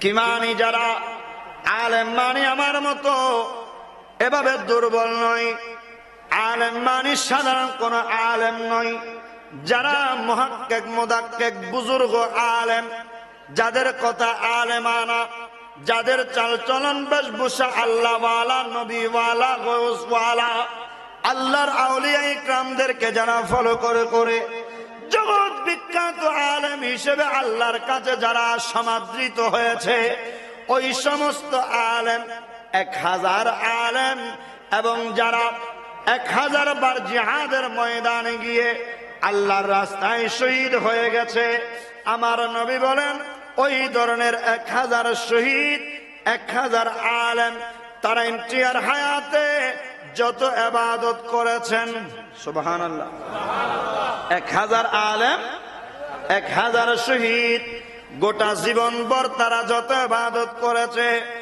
আমি নবীর উম্মতের মধ্যে যে উম্মত দুই সিজদার মাঝখানে একটু সবর করে বসবে, তাড়াহুড়া করে সিজদার মধ্যে আবার চলে না গিয়ে আল্লাহ আমাকে যেভাবে নির্দেশ দিয়েছেন আমি সেইভাবে নামাজ পড়ব, এই নিয়তে যদি একটু সবর করে দ্বিতীয় সিজদার মধ্যে যায়, আমার নবী বলছেন ওই সিজদার মাঝখানে সবরকারী নামাজিকে 1000 আলেম, 1000 শহীদের সওয়াব দান করবে। আর একটু জোরে বলি না সুবহানাল্লাহ। নামাজ শেষ, দুই সিজদার মাঝখানে সবর করার ফায়দা পেলেন। এভাবে প্রত্যেকটা রাকাতে একবার না, শুধু গোটা জীবন ভর যতবার নামাজ পড়বেন যত রাকাত নামাজ পড়বেন, এইভাবে প্রত্যেকটা নামাজে, প্রত্যেকটা রাকাতে, প্রত্যেকটা তাদিলে আর কানে আমি যেইভাবে প্রথম রাকাতের কথা বলেছি, শেষ পর্যন্ত প্রত্যেকটা রাকাতে আপনার আর আমার জন্য নয়, শুধু কিয়ামত পর্যন্ত যত উম্মত পৃথিবীর জমিনে আসবে, কিয়ামত পর্যন্ত আমি আল্লাহর দরবারে যদি গিয়ে নামাজ আদায় করনেওয়ালা বনে যেতে পারি, আমি আর আপনি, কিয়ামত পর্যন্ত এই সওয়াবগুলো আল্লাহ প্রত্যেকটা উম্মতের আমলনামার মধ্যে দিতে থাকবে। আরেকটু জোরে বলি না সুবহানাল্লাহ। এগুলো কি মামুলি কথা? দেখেন, আপনি নিয়ত করেছেন জীবনের সগীরা গুনাহ মাফ হয়ে গেছে, তাকবীরে তাহরিমা বাঁধার সাথে সাথে আপনি যখন সানা পাঠ করেছেন, আপনাকে দুধের বাচ্চার মতো পবিত্র করে দিয়েছে। আপনি যখন আউযুবিল্লাহ বিসমিল্লাহ শরীফ পড়েছেন, আপনার শরীরের মধ্যে আল্লাহ যতগুলো লোম আছে, ওই লোম পরিমাণ সওয়াব 1 বছর পর্যন্ত আল্লাহ আপনার আমলনামার মধ্যে লিপিবদ্ধ করতে থাকবেন। শুধু তা না, আপনি যখন একবার সূরা ফাতিহা শরীফ তেলাওয়াত করবেন, একটা কবুল হজ এবং একটা উমরার সওয়াব আপনি লাভ করবেন। আর একটু জোরে বলি না সুবহানাল্লাহ। শুধু তা না, আপনি যখন রুকুতে যাবেন, শরীরের ওজন পরিমাণ স্বর্ণ আল্লাহ রাস্তায় দান করলে যে সওয়াব, সেই সওয়াবটুকু একটা রুকুকারীকে একবার রুকু করার কারণে আল্লাহ দান করে দিয়েছেন। জোরে বলি সুবহানাল্লাহ। এইভাবে প্রত্যেকটা দিনে, প্রত্যেকটা ওয়াক্তে, প্রত্যেকটা রাকাতে সেম টু সেম সওয়াব আপনি কিয়ামত পর্যন্ত পাবেন। আল্লাহ আমাদেরকে 5 ওয়াক্ত নামাজ আল্লাহ যেভাবে বলেছেন, আমার নবী যেইভাবে পড়েছেন, আল্লাহ সেইভাবে আমাদেরকে শিক্ষা লাভ করে পড়ার তৌফিক দান করুন। আর একটু জোরে বলি না আমিন। এগুলো তো বলেছি, নামাজ পড়লে আপনার জন্য আল্লাহ কি ফায়দা রেখেছেন, পাশাপাশি নেগেটিভ একটা সেক্টর আছে না নাই?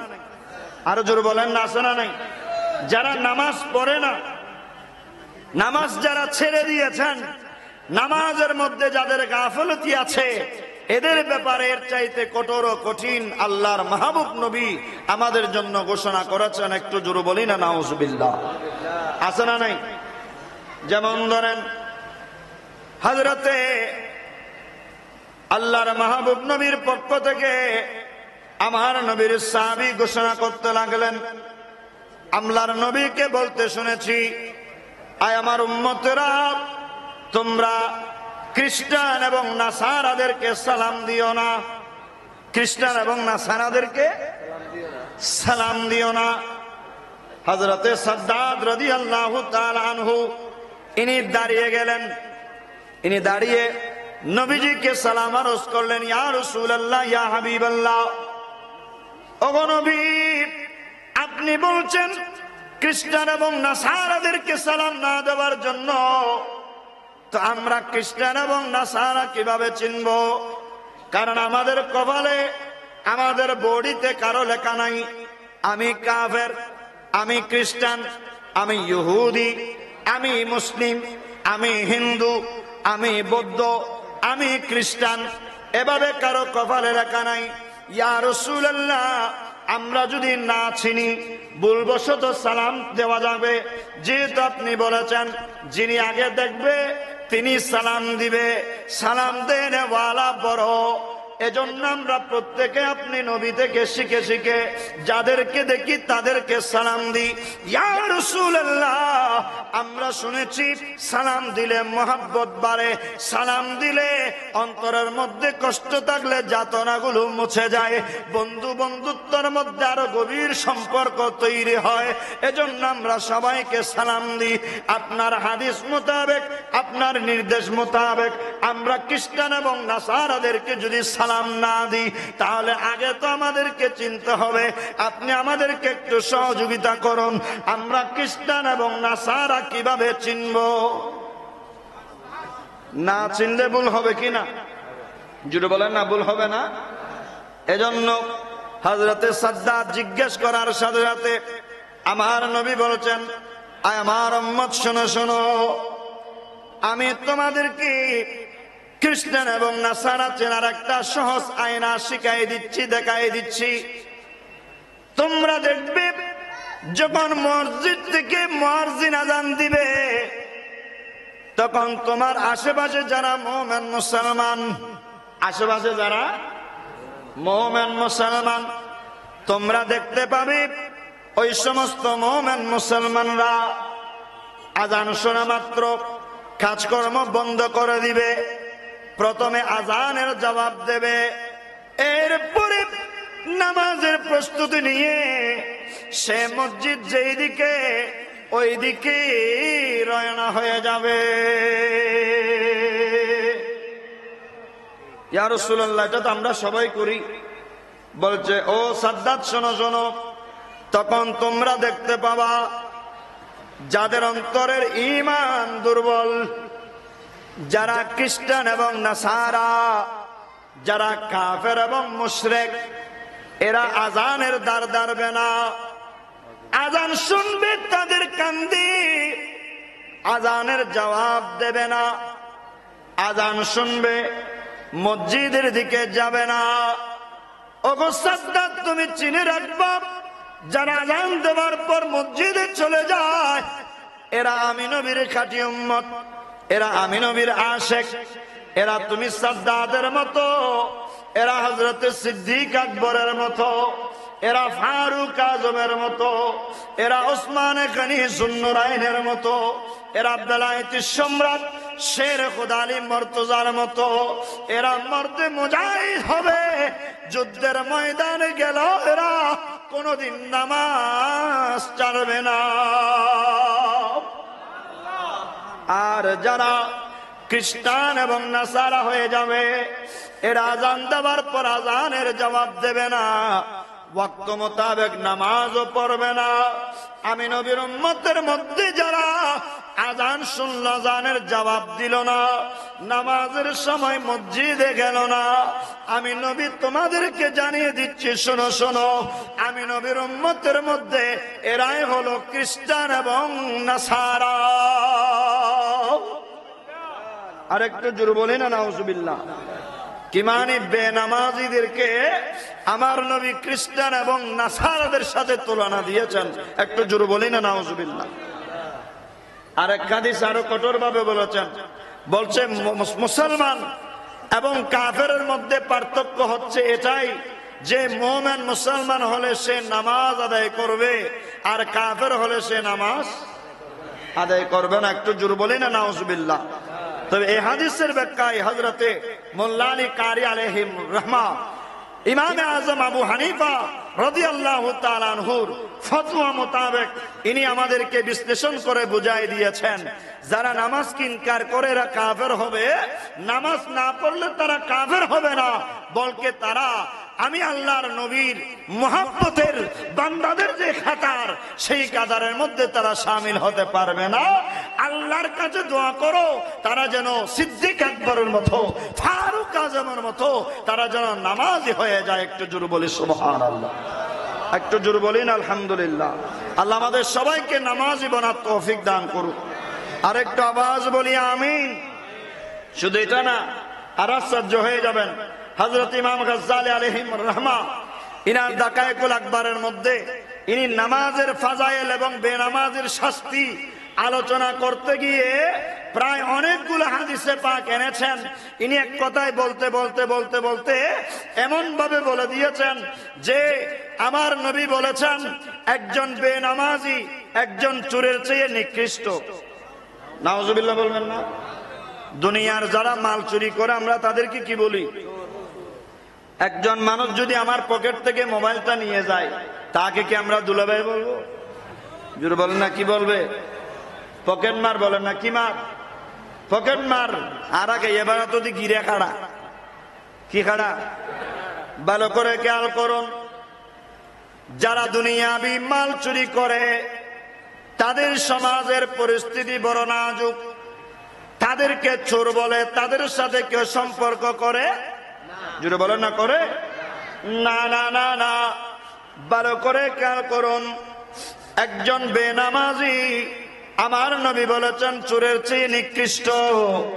একজন বেনামাজি ডাকাতের চেয়ে নিকৃষ্ট, একজন বেনামাজি মদপানকারীর চেয়ে নিকৃষ্ট, একজন বেনামাজি জানাখোরের চেয়ে নিকৃষ্ট, একজন বেনামাজি বলতে বলতে বলতে বলতে বলতে বলতে আমার নবী বলেছেন একজন নবী হত্যাকারীর চেয়ে আরো বেশি জঘন্য অপরাধী। আরেকটু জোর বলি না নাউজুবিল্লাহ। ইতারা বেসতে যাচ্ছে না না আমরা আল্লাহ গুসো দিলে কোন পাল্লা কষ্ট লান না কোনো ভালো করে খেয়াল করুন। একজন বেনামাজি চোরের চেয়ে কিভাবে নিকৃষ্ট হয়? সবার দিমাগে প্রশ্ন থাকতে পারে, চোর তো নিকৃষ্ট, বেনামাজি চোরের চেয়ে কিভাবে নিকৃষ্ট হবে? বেনামাজি ডাকাতের চেয়ে কিভাবে নিকৃষ্ট হবে? আমার ভাইরা খেয়াল করুন, হযরত মোল্লা আলী কারি আলাইহির রহমা দুনিয়াবি চোর আর নামাজ চোরের বর্ণনা করতে গিয়ে বলছেন, দুনিয়াবি সম্পদ যারা চুরি করে এগুলো মামুলি চোর, ক্ষুদ্র চোর, ছোট চোর, যাদেরকে আমরা ছিটকে চোর বলি, ঠিক কিনা? দুনিয়ার সম্পদ যারা চুরি করে তারা কি চোর? ছোট চোর। নামাজ যারা চুরি করে এরাই হচ্ছেন বড় চোর। না হুজুর কিভাবে? আমার ভাইয়েরা খেয়াল করেন, আমার নবীর হাদিস মাতাউ দুনিয়া কালিল, আমার নবী বলেন দুনিয়ার সম্পদ এগুলো নগণ্য, এগুলো তুচ্ছ বিষয়, যেগুলো আজকে আছে কালকে, জোরে বলেন আজকে আছে কালকে নাই। কিন্তু নামাজ এটা দুনিয়াতেও আছে, আখিরাতেও। দুনিয়াতে কি আছে? নামাজ পড়লে আপনার রিজিক পরাঘাত হবে, নামাজ পড়লে আপনার সম্মান বৃদ্ধি পাবে, নামাজ পড়লে আপনার চেহারার মধ্যে নূর চমকাবে, নামাজ পড়লে কবরের মধ্যেই নামাজ জাহান্নামের আযাবের ফেরেশতাদের সাথে মোকাবেলা করবে। নামাজ পড়লে এই নামাজ দুনিয়াতেও ফায়দা দিবে, কবরের জমিনও ফায়দা দিবে, হাসরের ময়দানে ফায়দা দিবে, মিজানের পাল্লায় ফায়দা দিবে, এমনকি পুলসিরাতের পুল আপনি চোখের ফলকে পার হয়ে যাবেন। আরেকটু জোরে বলি না সুবহানাল্লাহ। কিন্তু মোবাইল চোর, কিশোর মোবাইল চোর, স্বর্ণ চোর, দুনিয়াবি চোর, এগুলো নগণ্য, এগুলো ছোট চোর। না হুজুর কেন? আমি বলছি না, হযরতে মোল্লা আলী কারি আলাইহির রহমা ইনি বর্ণনা করতে লাগলেন, বলছেন নামাজ এমন একটা ইবাদত, একজন মানুষ হাসরের ময়দানে ওটার সাথে সাথে আপনার যদি ঈমান থাকে, আপনার প্রথম সওয়াল হবে আপনি নামাজ আদায় করেছেন কিনা, ঠিক কিনা? ব্যাংক সরি কিনে ফসল লব না সমাগম মিদ্দি বড় না থাছিল না ইয়ান ফসল লব না, রাজনৈতিক পাওয়ারফুল ব্যক্তি আসেল কিনা ইয়ান ফসল লব না। না না, সর্বপ্রথম সওয়াল আমার নবী বলছেন, যিনি বলতে পারবে আমি নামাজ কায়েম করেছি, আমি নামাজ আদায় করেছি, আমি নামাজ পড়েছি, আমার নবী বলছেন ওই উম্মত বেলা হিসেবে জান্নাতে যাবে।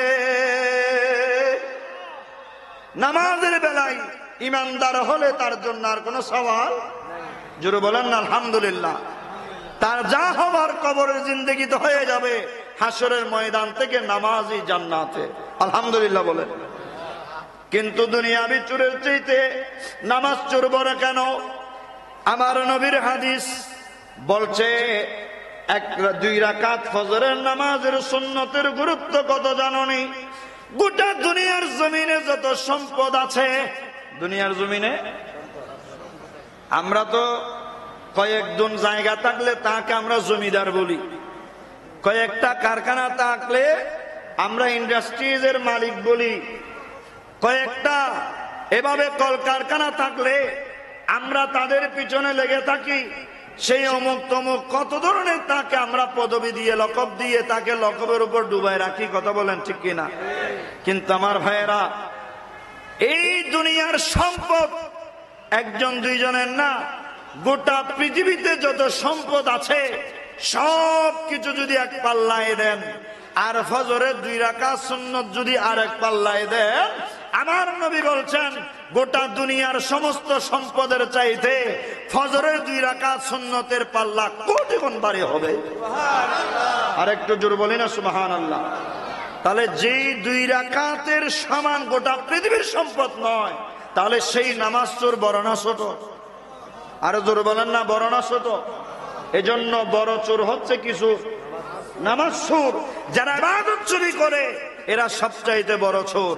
এজন্য ডাকাতের চাইতে বড় নিকৃষ্ট কেন হলো? কারণ ডাকাত যদি ডাকাতি করে কিছু নিলে কিছু রেখে যায়, আর যিনি নামাজ ছেড়ে কবরে যায় তার আর কিছুই থাকে না, কথা বলেন ঠিক কিনা? নারায়ে তাকবীর, নারায়ে তাকবীর, আল্লাহু আকবার, নারায়ে রিসালাত, ইয়া রাসূলুল্লাহ, নারায়ে গাউসিয়া। প্রধান মেহমানের আগমন, শুভেচ্ছার স্বাগতম, আহলান সাহলান। আপনারা মেহেরবানি করে প্রত্যেককে একটু সুশৃঙ্খল ভাবে বসাই দেন। আপনারা একটু সামনের দিকে চলে আসেন যেন পিছনের ভাইয়েরাও বসতে পারে। একটু দরুদ শরীফ পড়েন, সালাতুন ইয়া রাসূলুল্লাহ।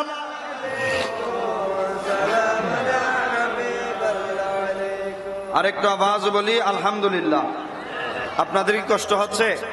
যেহেতু হুজুর আসছে, আমার একটা এটা আদবের বহিঃপ্রকাশ বলতে পারেন যে আমার পরবর্তী কোনো বক্তা আসলে আমি আর ওয়াজ করি না, এটা বেয়াদবির নামান্তর। বন্ধু বান্ধব আসলে সেটা ভিন্ন ব্যাপার, কিন্তু যেহেতু আমাদের উস্তাদ সমতুল্য আজকের মাহফিলের মধ্যমণি চলে এসেছেন, আমি সামনে যাচ্ছি না। তবে আমানতের খেয়ানত যেন না হয়, আপনারা আমাদেরকে 2টা বিষয় দিয়েছেন। কয়টা বিষয়? একটা হচ্ছে নামাজের গুরুত্ব, এই ব্যাপারে এতক্ষণ বলেছি, আল্লাহ আমাদের এই মোতাবেক আমল করার তৌফিক দান করুক। আরেকটা দিয়েছেন যাকাতের গুরুত্ব, যাকাত এর গুরুত্ব, সেই দিকে আমি যাওয়ার সেই সক্ষমতা আমার নাই, যেহেতু হুজুর চলে আসছেন। শুধু জরবুল মেসাল হিসেবে আপনাদেরকে একটা দৃষ্টান্ত দিই। যাকাত এটা এমন একটা মালি ইবাদত, যারা প্রকৃতপক্ষে আল্লাহর ওয়াস্তে যাকাত, যারা সাহেবে নেশাব, যারা যাকাত সুষ্ঠুভাবে বন্টন করবে, তাদের জন্য অনেকগুলো নিয়ামত আছে। সেই নিয়ামতের মধ্যে স্পেশালি কয়েকটা নিয়ামত হচ্ছে, 1 নাম্বার, প্রথমত তার সম্পদগুলো পবিত্র হবে। সুবহানাল্লাহ বলবেন না? সম্পদগুলো কি হবে? পবিত্র হবে। 2 নম্বরে তার সম্পদ আল্লাহ বৃদ্ধি করে দিবেন। 3 নম্বরে সমুদ্র পথে লঞ্চ, স্টিমার করে অথবা দূরপাল্লা থেকে গাড়ি করে তার মাল আনা নেওয়ার সময় এই মালগুলো কোনোদিন অ্যাক্সিডেন্টে পতিত হবে না। সুবহানাল্লাহ বলবেন না? যারা যাকাত দিবে না, এই সমস্ত আযাবগুলো কিন্তু তাদের উপর অবশ্যই অবশ্যই আসবে। কারণ এই সম্পদের যেগুলার হক ফকির মিসকিনরা, যার হক তাকে না দিয়ে যখন আপনি কুষ্টিগত করে রেখেছেন, এই মুষ্টিগত সম্পদগুলো আল্লাহ সমুদ্রে, রাস্তায়, হয়তো আপনার দোকানে আগুন লাগাই দিবে, নয়তোবা সমুদ্র পথে ঘূর্ণিপাকে পড়ে আপনার সম্পদগুলো পানির মধ্যে নিমজ্জিত হয়ে ধ্বংস হয়ে যাবে। জোরে বলে নাউজুবিল্লাহ। এজন্য যাদের যাকাত দেওয়ার ক্ষমতা আল্লাহ দান করেছেন, আল্লাহ তো কারো উপর জুলুম করে নাই, যাদের উপর যাকাত দেওয়ার মতো ক্ষমতা হয় নাই, আল্লাহ তাদেরকে যাকাত দেওয়ার কথা বলেনও নাই। বলেন না? যাকাত দিতে বলেছেন? বলেন নাই। কিন্তু আমাদের দেশে ট্রেডিশনাল কিছু যাকাত দাতা আছে, যারা যাকাত দেয় না, মূলত যাকাত দাতা হিসেবে নিজেদেরকে জাহের করে সমাজকে, ফকির মিসকিনদেরকে ঠকাই দেয়। জোর বলে নাউজুবিল্লাহ। এজন্য যেমন ধরেন ঈদের দিন সকালবেলা লাইনকে লাইন, লাইনকে লাইন, লাইনকে লাইন মানুষ দাঁড় করিয়ে যাকাত বন্টন করে। 5 টাকা থেকে শুরু করে 500 টাকার নোট দিতে আমরা দেখেছি। কথা বলেন ঠিক কিনা? এগুলো যাকাত নয়, এগুলো জনগণের সাথে ধোঁকা। এগুলো কি? ধোঁকা। আবার কিছু আমাদের দেশে আছে, মানে যাকাতের সাথে যাকাতের লুঙ্গি। নাউজুবিল্লাহ বলেন। অথচ আমরা দেখি কাপড়ের শাড়ি, কাপড়ের লুঙ্গি, এগুলোকে নাম দেওয়া হয়েছে জাকাতের শাড়ি, জাকাতের লুঙ্গি। এই 150, 200, 300 টাকার শাড়িগুলো এভাবে বাস করে সামনে টেবিল সাজিয়ে সেলফির পর সেলফি তুলে তুলে মানুষকে লজ্জায় ফেলে সেই যে দান করতে, সেগুলো মানুষকে দেখাচ্ছে। জোরে বলি নাউজুবিল্লাহ। এগুলো মানুষের উপর, গরিবের উপর একটা জুলুম, এটা মানুষের উপর একটা বৈষম্য। এগুলো কোনোদিন ইসলাম সমর্থন করে না। না হুজুর, আমরা যাকাত কিভাবে দিব? আমি সংক্ষেপে 2 মিনিট আপনাদেরকে বলছি। একটা এলাকায় আপনার দ্বারা গোটা জাতিকে উপকৃত করা সম্ভব নয়। মনে করেন আপনার কাছে বছরে 5 লক্ষ টাকা যাকাত আসে। আপনি 5 লক্ষ টাকা গোটা চন্দনাইশ উপজেলার মধ্যে যদি বন্টন করেন, 2 টাকা, 5 টাকা, 50, 100, 1000, 2000 টাকা করে, কোন পরিবার উপকৃত হবে না। জোরে বলেন, উপকৃত হবে? যাকাত দেওয়ার সিস্টেম হচ্ছে, আপনি যাকাত এমন ভাবে দিবেন যিনি গরিব থেকে ধনী হয়ে যাবেন। সুবহানাল্লাহ বলেন। গরিব থেকে কি হবে? ধনী হবে। এভাবে যাকাত দিতে হবে। এই বছর আপনি যাকাত দিয়েছেন, যাকে দিচ্ছেন তাকে বলে দিবেন যেন আগামী বছর তুমি আর যাকাত নিতে পারবে না, বলকে উল্টো তোমাকে যাকাত দিতে হবে। জোরে বলি সুবহানাল্লাহ। সেইভাবে যদি যাকাত দিতে পারেন, আমাদের সমাজ আলোকিত হবে, গরিব দুঃখী মেহনতি মানুষের পরিবর্তন আসবে। আর যদি 5 টাকা 10 টাকা এভাবে কিয়ামত পর্যন্ত দিতে থাকেন, তাহলে মানুষের কোনো উন্নতি হবে না। তো আপনি একজনের কাছে 5 লক্ষ টাকা যাকাত আসে, আমি বলবো আপনি 5 লক্ষ টাকা গোটা চন্দনেশ থানা, পটিয়া থানা, বোয়ালখালী, আনোয়ারা, রাঙ্গুনিয়া, এভাবে আপনি না বিলিয়ে আপনার যাকাতের এই 5 লক্ষ টাকা এই বছর আপনি একটা গরিব পরিবারকে দেন। আপনার পরিবারের মধ্যে যদি, আত্মীয় স্বজনের মধ্যে যদি 5 জন গরিব থাকে যাকাত খাবার মতো, আপনি 5 বছরে 5 জনকে টার্গেট করেন। এই বছর 5 লক্ষ টাকা একজনকে দিয়েছেন, এই 5 লক্ষ টাকা যিনি পাবে, ইনি কি আর গরিব থাকবে? এই বছর সে ধনী হয়ে গেল, আগামী বছর আরেকজনকে দিবেন, এর পরের বছর আরেকজনকে দিবেন। 5 বছর পর আপনার আত্মীয়র মধ্যে আর যাকাত দেওয়ার কোনো মানুষই আপনি পাবেন না। কত বলেন ঠিক কিনা? এভাবে আপনার আত্মীয় স্বজন দেওয়া হয়ে গেলে, এবার প্রতিবেশীকে দেখেন। আপনার মহল্লায় যিনি মেম্বার হবেন, শরীয়ত সম্মত যদি ইসলামিক ঘরানার, যদি কোরআন সুন্নাহর এলমওয়ালা যদি মেম্বার হয়, কোরআন সুন্নাহর এলম আছে, আমাদের আল্লামা সুলাইমান ফারুকী ভাইস চেয়ারম্যান যেভাবে হয়েছেন, এইভাবে যদি কোনো আলেম মেম্বার হয়, কোন যদি দিনদার পরহেজগার মুত্তাকি আল্লাহওয়ালা যদি চেয়ারম্যান হয়, মেয়র হয়, এমপি হয়, তাদের মাধ্যমে ইসলামিক রীতি কালচার গুলো এগিয়ে যাবে। কথা বলেন ঠিক কিনা? সেই মেম্বার কি করবেন?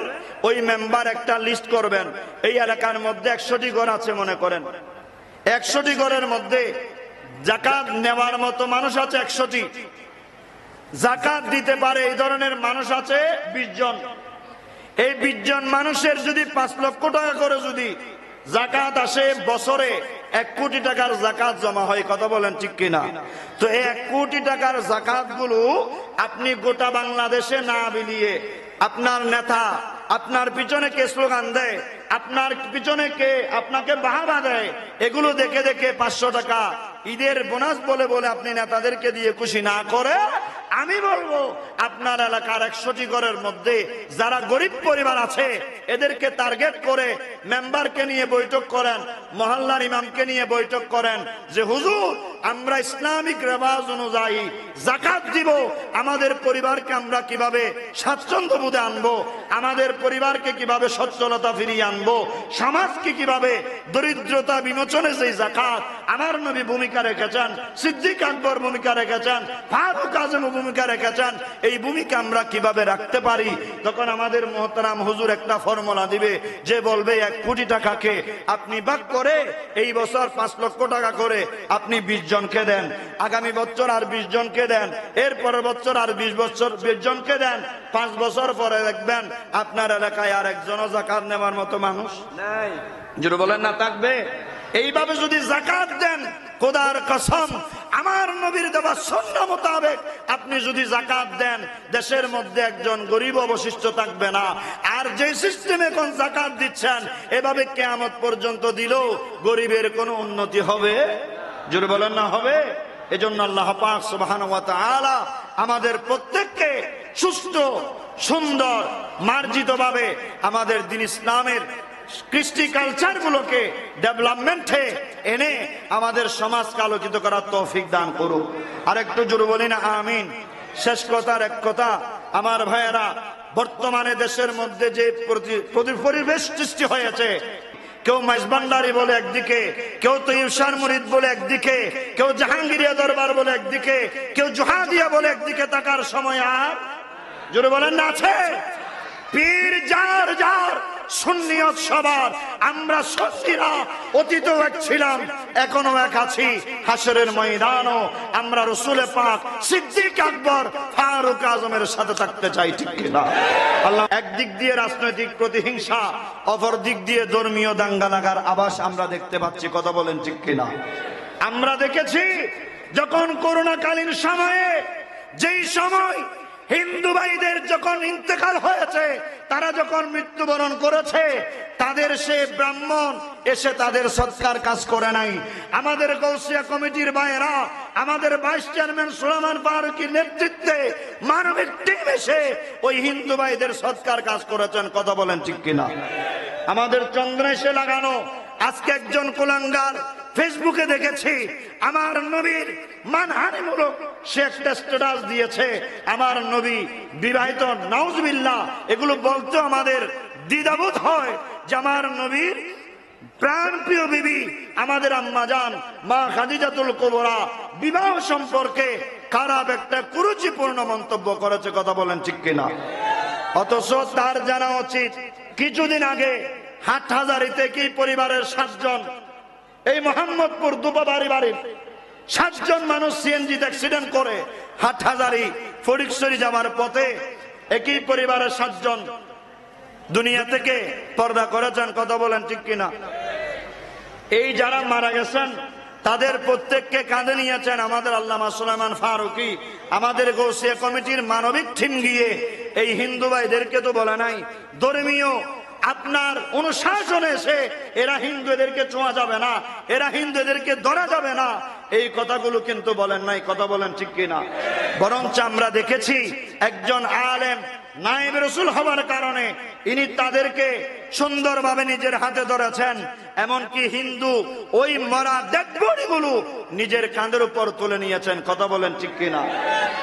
আজকে যে হিন্দু ভাইদের লাশ কাঁধে নিয়ে সৎকার কাজ মুসলমানরা করিয়েছে, যে খ্রিস্টানদের লাশ মুসলমানরা কাঁধে নিয়ে তাদের শেষ বিদায়ের সাথী হয়েছে, আজকে তথাকথিত ওই সনাতনী ধর্মের নিরীহ মানুষদেরকে বলছি না, যারা ইসকন নামক জঙ্গি সন্ত্রাসী সংগঠন আজকে যারা আমার ভাই সাইফুলকে শহীদ করেছে, তাদের ব্যাপারে আমাদের সোচ্চার হওয়ার দরকার আছে না নাই? আরো জোরে বলেন না, আছে না নাই?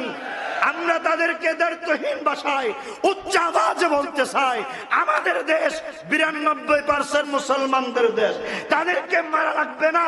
বেশি যদি তারা চিনিমিনি খেলতে চায়, মুসলমানরা একজন আরেকজনের হাত ধরে হেঁটে গেলে এরা পায়ের মধ্যে পিষ্ট হয়ে যাবে, ঠিক কিনা? আরো জোরে বলেন না, ঠিক কিনা? কিন্তু আমরা মুসলিম জাতি, আমরা মানবতায় বিশ্বাসী, ইসলাম শান্তির ধর্ম, সাম্যের ধর্ম, আমরা ধর্মীয় দাঙ্গায় বিশ্বাসী নয়, আমরা সাম্প্রদায়িক সম্প্রীতিতে বিশ্বাসী, কথা বলেন ঠিক কিনা? এজন্য আমরা আপনাদের উপরে এহসান করেছি, আর আপনারা আমাদের বাইরে জানটা নিয়ে নিচ্ছেন। আমরা আপনাদের মসজিদে হামলা করেছেন, আপনারা আমাদের মসজিদে আগুন দিয়েছেন, এইভাবে প্রত্যেকটা সেক্টরে আজকে আপনাদের ধর্ম যে একটা ভণ্ড, আপনারা যে সন্ত্রাসী, আপনারা যে জঙ্গি, বারবার সেটা প্রমাণ দিচ্ছেন, কথা বলেন ঠিক কিনা? আমি অনুরোধ করব আমাদের দেশে শান্তি সম্প্রীতি যেন বজায় থাকে, এখনো সময় আছে, শুধরে যান, শুধরে যান, শুধরে যান। মুসলিম জাতি যদি জাগ্রত হয়, বদরের ইতিহাস সাক্ষ্য আছে, ময়দানে উহুদ সাক্ষ্য আছে, একটা মিনিট তোমরা টিকতে পারবা না, কথা বলেন ঠিক কিনা? আল্লাহ আমাদের সবাইকে বোঝার তৌফিক দান করুক। আমার মহতারাম হুজুর কেবলা এসেছেন, ওনার নূরানী নসিহত আপনারা সবাই শ্রবণ করবেন। সুন্নিয়তের প্রত্যেকটা কাজে আমরা একীভূত হয়ে এক কাতারে এসে আমরা সুন্নিয়তের কাজে কাঁধে কাঁধ লাগিয়ে কাজ করব, জোরে বলি ইনশাআল্লাহ। আর একটু জোরে বলেন ইনশাআল্লাহ। আমার ভাইয়েরা, বসে থাকার সময় নাই। কেউ মাইজবান্ডারি বলে একদিকে, কেউ তো ইরশাদ মুরিদ বলে একদিকে, কেউ জাহাঙ্গীরিয়া দরবার বলে একদিকে, কেউ জোহাদিয়া বলে একদিকে, থাকার সময় আর জোরে বলেন না আছে? পীর যার যার, সুন্নিয়ত সবার। আমরা সুন্নিরা অতীতেও এক ছিলাম, এখনো এক আছি। হাশরের ময়দানও আমরা রাসূল পাক, সিদ্দিক আকবর, ফারুক আজমের সাথে থাকতে চাই, ঠিক কিনা? আল্লাহ